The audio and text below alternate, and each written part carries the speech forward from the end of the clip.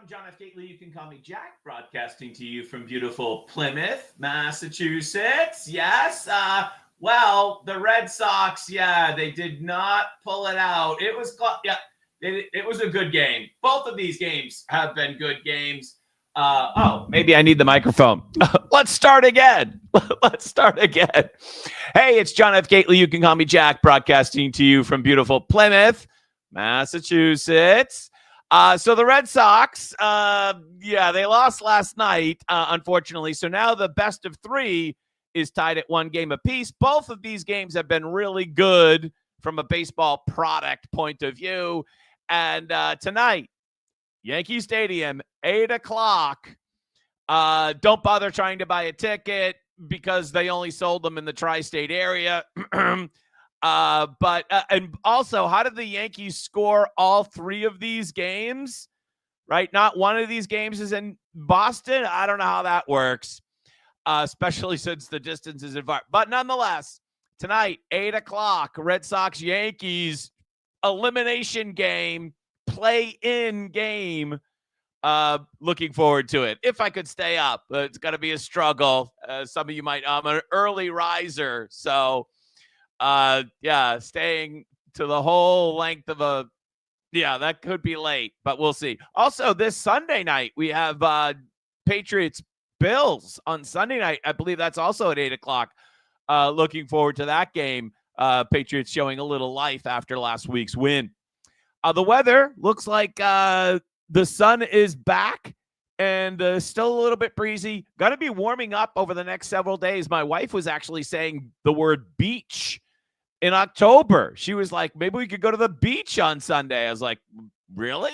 Well, so apparently we might be going to the beach this weekend, and maybe you too. Thank you so much for joining us today. Great to have you. I don't know how any of you actually made it through the last 24 hours or so. I mean, without the government, you were able to survive. You were able to survive without the government, since the government closed, or the portions of the federal government closed about 24 hours ago. You were able to fend for yourself. Well, I'm so proud of you. You were able to fend for yourself. You were able to make it through your day without the government, or a significant chunk of that. You see, the thing that Democrats don't want anybody to realize is that we could live without them, right? That we could live without that. Yeah, don't want to figure that out. Heaven forbid we'd realize that, we don't really need that big building in Washington, D.C. full of well-paid Democrats, bureaucrats. Same thing. Right? We don't really need that. And not to say that the government doesn't do some things that we need. Absolutely. The government does some things that we need. But I am, kind of feel that the government does way too much, right? Are you on that? I think we're on the same page with that. Government does way too much. Now, the good news about the shutdown, here's some good news about the shutdown. ICE activities in New Bedford, Fall River, unaffected by shutdown. And I imagine this is probably universal across the country. What's open and closed. Here's the good news. ICE will still be doing their job on the street. I think ICE sent out a message that their X account will be dormant during the shutdown. Okay. But they're still doing the job, boots on the ground, still doing their job on the street.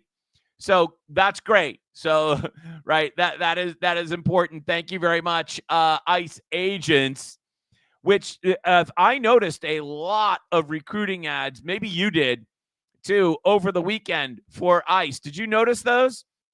And God bless these people that are signing up to become ICE agents, including the guy, Big Balls. I'm pretty sure he joined ICE, right? I'm pretty sure I saw that. And the Elon Musk Doge guy who got beaten up on the streets of Washington, D.C. And someone fact check me. I'm pretty sure that is the case. And there's a big bonus if you sign up. And of course, with the assaults on ICE agents, it's always been a brave thing to do, and even now more than ever, it's a brave thing to do. By the way, an update on the Dallas ICE shooting. The sniper in Dallas. Whenever you hear that phrase, you're like, oh boy. A second person is now deceased from that shooting. There were 3 people, if I have the facts correct, in the van that were shot. 2 of those have now died. One was dead on arrival. 2 were getting treatment at the hospital, and one of them is now deceased, sadly. Both of whom were detainees. So the anti-ICE sniper on the rooftop shot the detainees he was trying to save.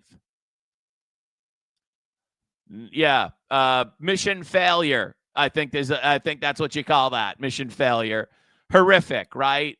Absolutely horrible. Our new candidate for governor, Mike Minogue. God, I gotta work on that. Has contributed thousands to a Trump-connected fundraising committee. You know, the one thing that I don't think I noticed yesterday, I don't think I noticed it. Maybe I missed it. And if it didn't come yesterday, I'm sure it will come today. Some type of statement from the Democrats here in Massachusetts that Michael Minogue is some type of horrific Trump person, right? They said it about Michael Keneally. They said it about Brian Shortsleeve. And they would say it about Bernie Sanders if we nominated Bernie Sanders. It's ridiculous. But in Mr. Minogue's case, he is a Trump supporter. So good for him. And he had a fairly effective announcement video yesterday. I thought it was very well done.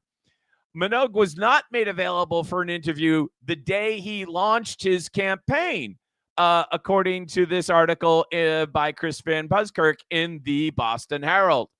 And, I'm kind of okay with that. And here's the reason why. The video should have time to breathe from a social media point of view. So you want to have that video speak for itself out on the airwaves, so to speak, for at least a day. I think he needs to come back strong with additional content. And I think this is true with all the candidates. This would not just be my advice to him, but if the candidates are not watching or have not watched, like literally no matter how much money you have in the bank, if you do not go get a master's degree in how Zoran makes videos, you're going to lose. And that's whether you're running for state rep or governor or U.S. Senate or whatever. The most important thing that you can do, whether you have $2 in your campaign account or whether you have $3 million, is spend 3 hours watching Zoran videos and learn to make them yourself and or hire somebody to make them for you if you have the coin. Because other than money, the way to communicate is that way.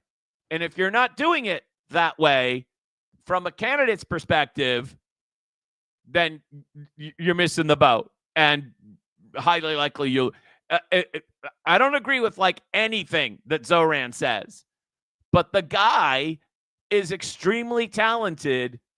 And I don't care, even if you're running for state rep or city council, this thing right here is basically all you need. You literally, I mean, I know like it's hard to believe, being the advanced age that I am, but all the tools can be downloaded to here, whether it's Adobe or CapCut or whatever it is. All of the tools can be downloaded. You could, almost anybody can make videos like Zoran. You just got to learn how to do it. Because this here is a massively powerful video editing creation machine plus a TV satellite truck combined into one. None of us, except for Zoran, is even using it, even close to 50% of its capabilities. So, food for thought on that. So, by the way, I did notice that Mr. Manoog was out in Arizona for the Charlie Kirk Memorial. I don't believe Mr. Keneally or Mr. Shortsleeve attended, but I know that Mr. Manoog was there because he posted a picture to his ex. So I'm hopeful that all the candidates will start to adapt that type of video. And I especially recommend that Mr. Manoog start to we have to hear like an uninterrupted video, not highly edited. I want to see like you staring right into the camera, just like I am here, so I can get to know you. See the difference? That's why I thought that announcement video from the congressional candidate, what's his name? Patrick Roth. I think that he's running against Steve Lynch. That's why I thought his video is by far my favorite of this year. It was done. I'm not saying that I endorsing or agree with Patrick Roth on like anything, but his announcement video was exceptional. And it was like one cut straight into the camera, him walking down the street. I really thought that I had a connection, at least it was a message. And I felt like I was really talking to a person, not a bunch of consultants. All right. By the way, breaking in the Boston Globe this morning, I know this is going to come as a shock to many of you, but Mass Save doesn't work. I know. It's shocking. It's absolutely shocking. By the way, I'd love your comments. If you want to put something into the comments, go right ahead. But Mass Save doesn't work. Mass Save was redesigned to better reach low-income residents because of equity, I'm sure. But there's a problem. A new 3-year Mass Save budget was aimed at delivering more services to low-income residents. It hasn't worked out that way. Now, of course, I don't subscribe to the Boston Globe. I just make fun of their headlines because I'm not going to pay the Globe anything. So what will be the response of the Democrats to this news? The response to the Democrats of this news is going to be the same thing that they always do. Instead of deregulating, or instead of paring down the project, or instead of getting rid of the equity provision, or whatever is wrong with they're going to instead add more regulation, more requirements, more fixes. They never, ever look at the problem and say, wow, maybe we need to do less. Maybe we need to do less. They never say that. They never say that, wow, maybe the program that we were working on didn't work, and maybe we should pare that back.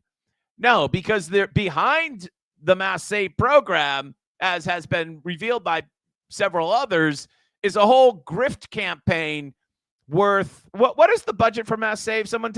I think, am I not mistaken? It's like, I don't know what term this is. Several years, we'll just say. It's in the billions over several years, funded by ratepayers, which is you, of course. And what do you know? It doesn't work. Surprise, surprise. The governor this week had a quiet meeting with Trump's energy secretary, according to Jin Dumptious. Is that how you pronounce his name? I think so. I've never met Jin, but he's a well-known reporter in town. I've seen him at any number of events, but I've never even said it. I don't think I've ever actually met him. Nonetheless, he reported in the master list yesterday. Let's give credit where credit is due. that Healy met with Trump's energy secretary at Hanscom or someplace like that recently, Monday, I think it was. And she said that she's for a energy solution which is all of the above. And she pleaded with the energy secretary not to take wind power away from us. Then I think some reporter, let's just say Jen asked her, does all of the above include coal?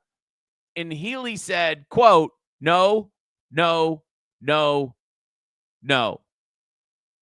And no, 4 or 5 no's. So all of the above, but absolutely not coal,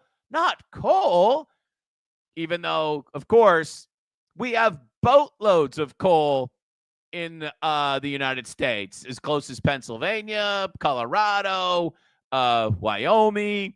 I remember I was in a couple of years back, I was in Craig, Colorado, which is known for its elk hunting, if I'm not mistaken.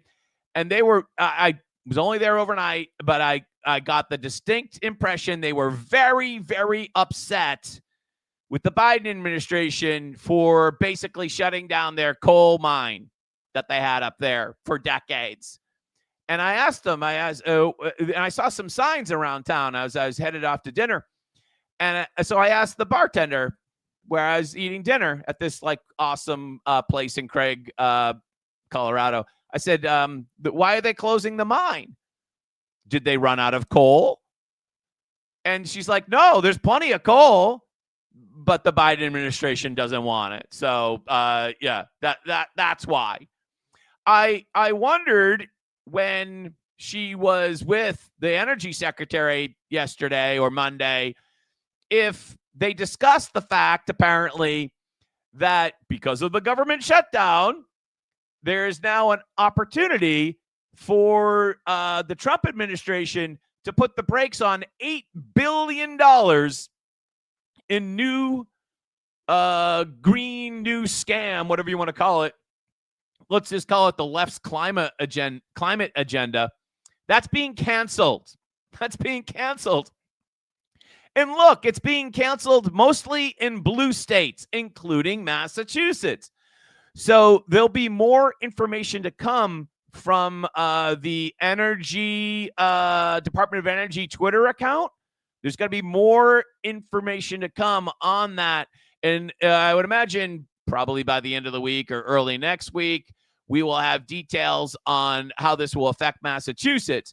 But understand that the bottom line is hardly any or none of these green energy scams make any sense economically unless they are massively subsidized by the government, state and or federal, and or by you, the electric utility ratepayer.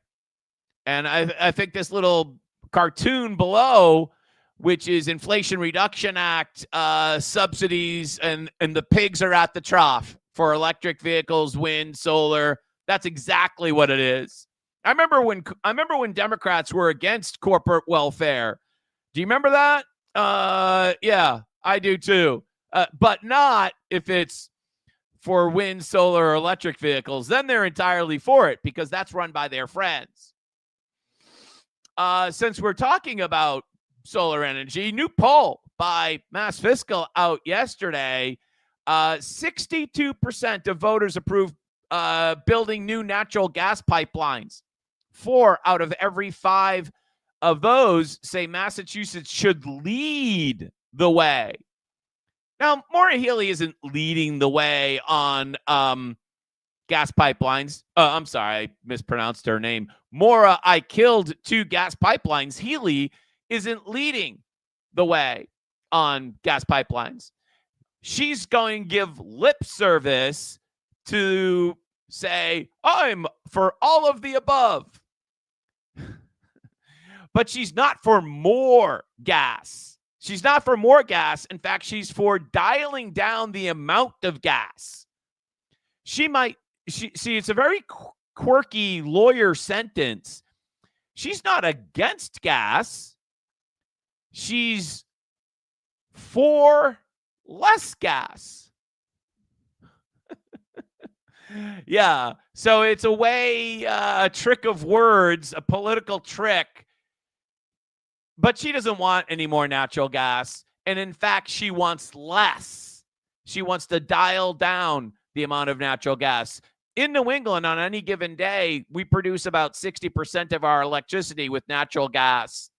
She would like that percentage to decline significantly in favor of incredibly unreliable wind power, especially offshore wind power that kills whales, and solar power that destroys our forests and open spaces. That's what she wants. And yeah, those poll results, by the way, can be found at the massfiscalalliance.org, massfiscalalliance.org. Up with that, also, there seems to be a significant opposition to rent control. God, I thought we got rid of rent control 30-something years ago, but it is back. I'm back. And yeah, rent control. Majorities of Democrats, Republicans, and independents say no to government-imposed rent control. Of course, Zoran, the aforementioned Zoran, is running a campaign in New York saying that, of course, he's going to, how do we want to say this? Freeze the rent. Very popular, right, with renters, except when it goes into effect. And then all of a sudden, the number of apartments dry up. You manipulate the market. It's a complete failure. Yeah, you know where that's going, right? Apartments don't get rehabbed. Investment declines. The whole thing. Great to have you. We're here with you. Thank you so much. Let's see. We have a question or comment. Everything we are hearing from the president or his administration, Massachusetts doesn't double down. It's called dictatorship from Not My King, Maura Healey. So I think there will be that general response in that Maura is going to try to take your state dollars and or worse, borrow money in the bond market to prop up her unsuccessful ventures in solar, offshore wind. She's going to try to substitute state dollars or bonding dollars to save our industry, because cutting these things is not who we are, right? That's what she's going to say. We're trying to be a leader, but Trump is killing us. Even though, of course, as I said in the last couple of days, Trump is the best thing that happened to Maura Healey, because he shut off the border, which allowed her to close the Healey hotels, which got rid of that issue, and so her poll numbers are back up. Trump's the best thing that's ever happened to Maura Healey. If Biden won, we'd still be dealing with the Healey hotel debacle. It would probably be multiples worse now, and Maura Healey's poll numbers would be much worse. And instead, Trump winning, which I'm 100% for, don't get me wrong, Trump winning is helping save Maura, because her policy, because she's not allowed to execute the policies that she wants, but are incredibly unpopular. Seth Moulton, according to this Fiscal Alliance Foundation poll, again, fiscalalliancefoundation.org, is leading 43 to 21%. I don't know. Is that true? Markey underwater, even with Democrats, where Moulton leads by 8%? Really? Really? I'm just here to tell you, if you're going to underestimate Ed Markey, yeah, do that at your peril. I know, Ice Cream Man and all. I know the things, right? I get it. But, and I know he's, elderly, but I'm just telling you, you might not want to underestimate him. Yeah. And also, by the way, I think Mr. Deaton is starting to make some rumblings that he's definitely in this race. And I heard that there might be some other Republicans in the race too, whose name I can't recollect, but it seems as if Mr. Deaton is nearing an announcement. It seems as if Mr. Deaton is nearing an announcement. Moulton beating Markey in hypothetical Senate primary is the headline. All right. Since we were talking about energy for a second and we were talking about the free market, I want you to take a listen to this video or this news report about triple deckers in Boston and how they might be making a comeback. Reliable housing option for working families. But Boston's zoning laws make them difficult to build today. As we grapple with the current housing crisis, one city councilor thinks it's time to change that. Triple deckers are a fixture in many of Boston's neighborhoods, and City Councilor Henry Santana would like to see more of them. They're already a fabric of most of our neighborhoods here in the city of Boston. He believes adding more of these iconic buildings could help alleviate the shortage of affordable housing. Oh my God, am I going to agree with Santana on something? Because, yeah, we should have more triple deckers.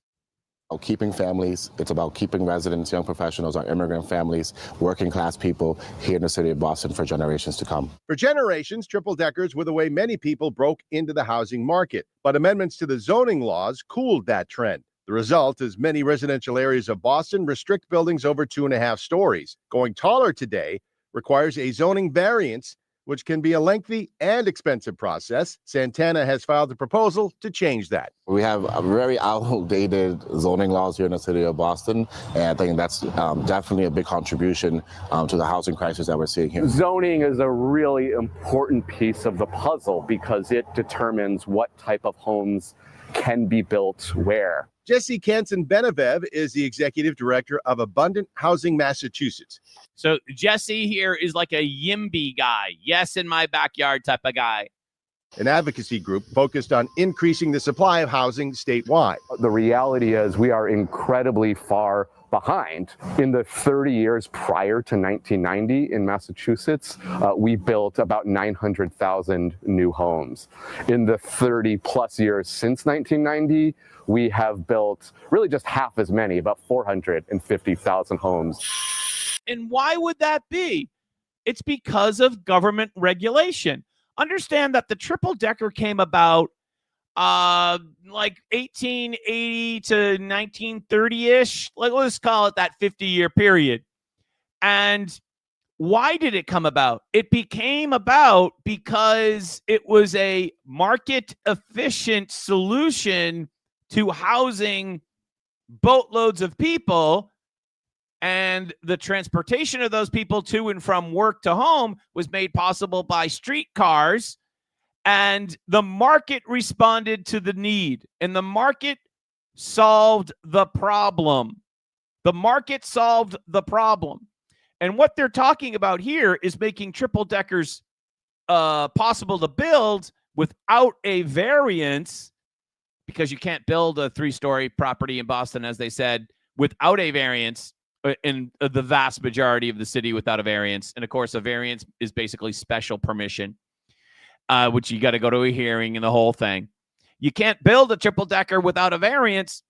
And it highlights a very important issue relative to height throughout the city and the MBTA Communities Act. Understand that the MBTA Communities Act is an act, listen closely, that promotes suburban sprawl.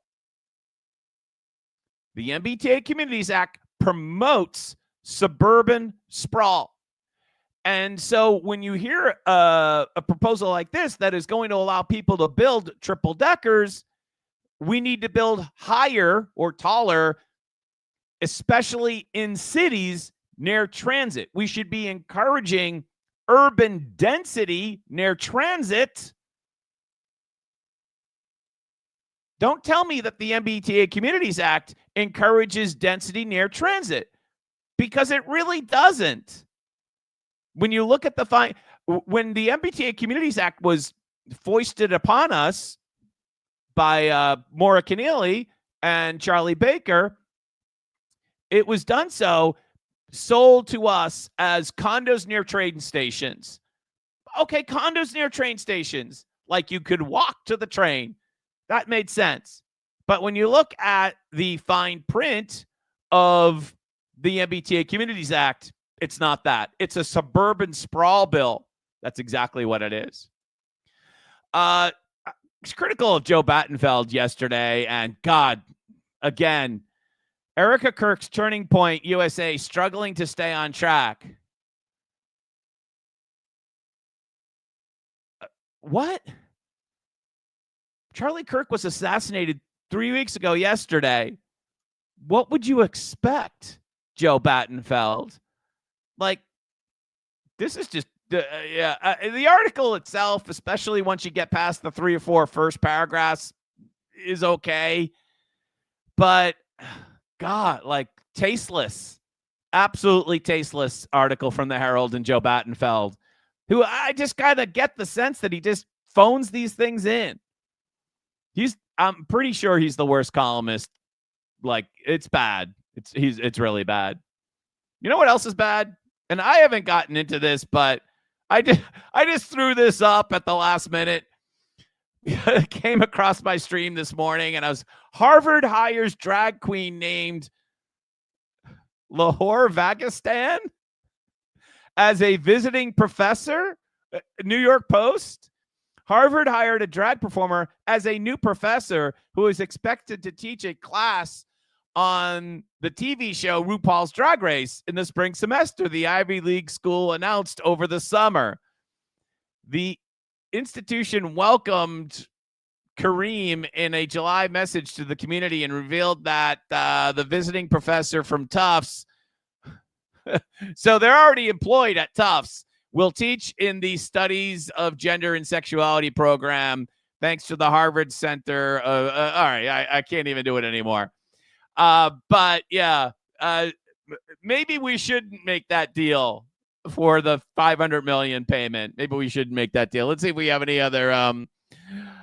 Joe has no class. Joe Battenfeld. That article was classless. Shameful. It's an illegal housing crisis. What I think you mean to say, Buck, is that the crisis is created by illegal aliens in Massachusetts. That I do believe that is correct. Thank you for pointing that out and reminding me of my talking point on that. Because there's an estimate that about 5% of the population of Massachusetts is illegal immigrants. And remember, from they tend to be low-income folks, right? So that portion of the population is putting extreme pressure on the low end of the housing market, right? Because they're disproportionately represented in competing for entry-level apartments, right? And so they're driving the price up for entry-level apartments when they shouldn't be in the market to begin with, because they shouldn't be here to begin with, because they're illegal. That's exactly right. Thank you for mentioning that, Buck. Appreciate that. Let's see. We have another comment here. How did we end up with these people? Well, Biden administration, I think, opened the border. I'm pretty sure that's how we ended up with these people. All right. So some of you may have saw the article I posted at John F. Gately this morning. Mass GOP orchestrates coup against TPUSA candidate at Plymouth Republican Town Committee meeting. So this was an article that I was extremely reluctant to post. And this all went down Monday night. And I was hoping that Tuesday, the officials at the Republican State Committee would rectify the situation. But they didn't. And then on Wednesday morning, I made a couple of calls to the people I know, and I said, this really needs to be addressed Wednesday. I'm like, this is a problem. And I got the last feedback I got from them was that we still needed more information on a particular matter. And I was like, this involves potential election fraud. There is now a state representative calling for the resignation of a state committee woman.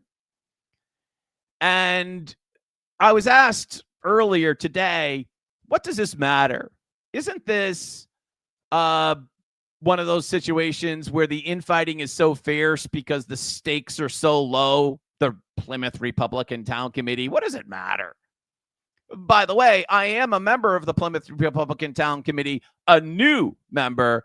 I only got elected in March of 2024, and I've been a registered Republican for 15 years, but I'm new to the organized Republican Party. I think I'm the type of person that the Republican Party is looking to recruit to be part of their town committees and that type of thing. But after Monday, I'm not sure that that they're the type of organization I want to be part of. I was very unhappy and disappointed. And full disclosure, I want to let you know, I made several motions from the floor because I was disturbed by the procedures that occurred. So why does it matter? And I have my notes, as always, just to kind of make sure I don't miss anything. One, because it's an electoral integrity issue, we can't have any issues like that as Republicans, because how can we criticize the Democrats if we're pulling the same type of dirty tricks in our own internal elections? Bullet number one. Bullet number two, there were a significant number of people who attended Monday night's meeting as observers. Why were they there? They were new people who had never attended an organized Republican Party event before, never in their lives. But motivated in part, of course, by the horrific events of 3 weeks ago, they were there looking to make a difference. They are definitely the type of people that the Republican Party should be looking to recruit to be part of the organized Republican Party. But they left there, having spoken to them after the meeting, they left there having just seen all the old ways, all the old tricks that the Democrats always pull. And so it's a really horrific, bad look. There were two issues. And you can go over to johnfgately.com and read more detail on this. But I'll just summarize them here for you. One was remote voting. And by Zoom, all of the votes, and there was an election for the chair of the committee, all of the votes for the establishment mainstream Republican candidate, Bob Morgan, who's a really nice guy.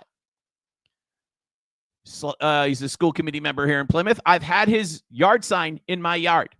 He's a nice guy. All of the votes cast remotely by the laptop of the executive director of the Republican Party. That's how they attended the meeting, on his laptop. All of them were cast for the same candidate, Bob Morgan. The Zoom link for the meeting was not distributed until 5:13 Monday night, and the meeting occurred at 6 p.m. And it was not distributed by the secretary of the committee. It was distributed by a member of the committee, a state committee woman, Jen Cunningham, who earlier that day had told us that by email she would be presiding over the meeting with no basis to do so. In fact, the meeting was presided over by Mr. Morgan because he's the vice chair. Secondly, there seems to be significant concern that Jen Cunningham's daughter, Casey Marie Locke, is not a Plymouth resident and is not registered to vote in Plymouth, seemingly. And in fact, if you go to johnfgately.com and scroll down, there's a picture of the event. You can find her redacted voter record, and I've deleted her date of birth and I've deleted her technical address. It's in Weymouth. She's registered to vote in Weymouth. Here is the email from Jen Cunningham indicating that she's going to be providing the Zoom link. That was at 5:13. And here's the email from her at 2:49 saying that she's going to be presiding over the meeting. You can go to John F. Gately and read the story, right?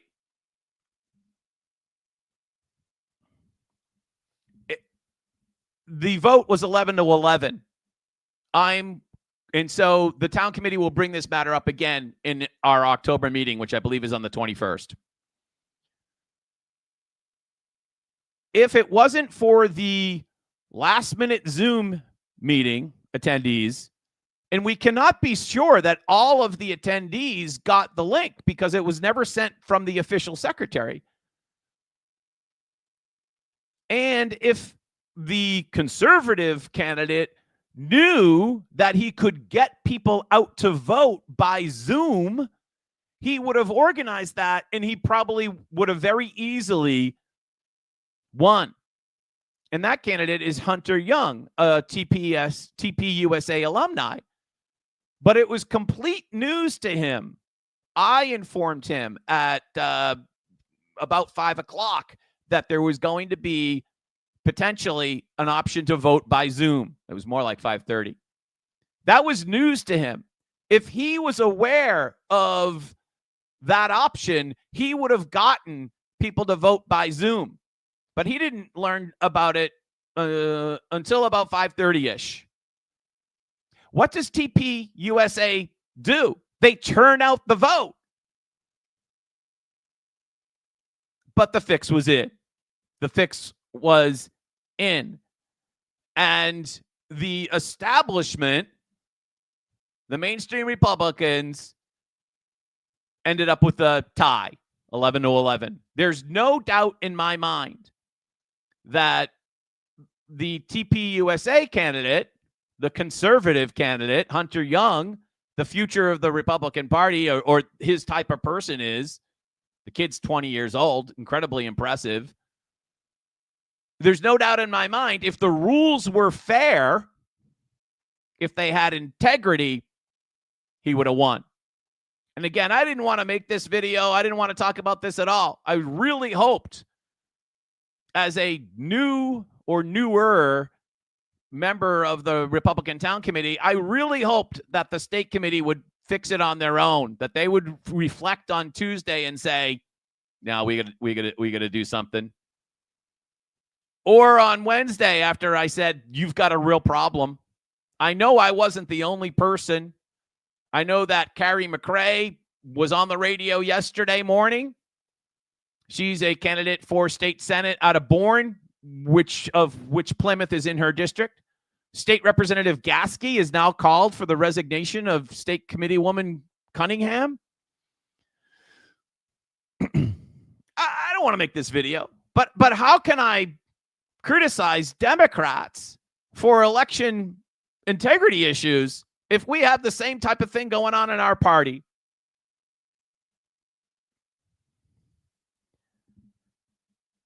I am not seeking, nor do I have, nor is anybody in my family, some type of government contract or hack job at a local state college.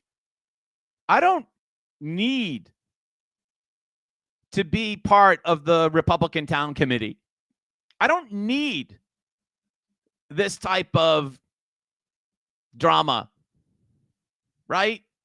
Like, I can probably be, I decided that I would like to participate through the organized Republican Party as a vessel to help make change in our Commonwealth.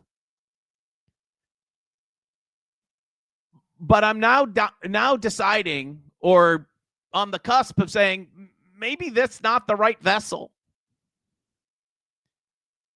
And maybe I can make the change I'm looking for outside of the organized Republican Party. Incredibly disappointed with what occurred Monday and then subsequently over the last couple of days. And again, didn't want to publish this article. Extremely reluctant to do so. Tried to give the other side plenty of time to fix it.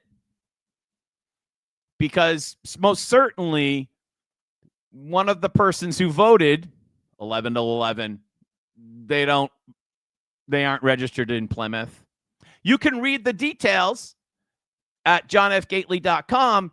There is some type of obscure state law that says if you move out of the town, you still might be able to be voting for the committee. But is that what we want to hang our elections on? Or do we want to have integrity? I'm John F. Gately. We'll see you next time. Bye-bye.